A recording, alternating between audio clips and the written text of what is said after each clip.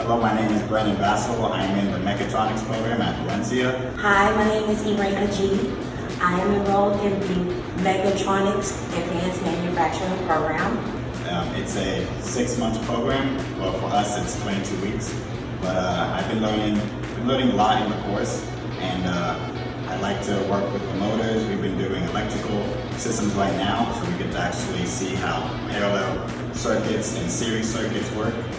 Mechanical systems to electrical systems, complex electrical circuits, parallel series circuits, and even how a lot of the motorized equipment will work inside of a manufacturing company.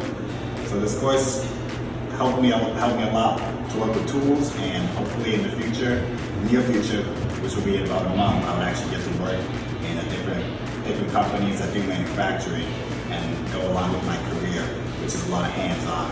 So this program is great for that, and would definitely recommend it. Our world is moving into robotics and automation quickly.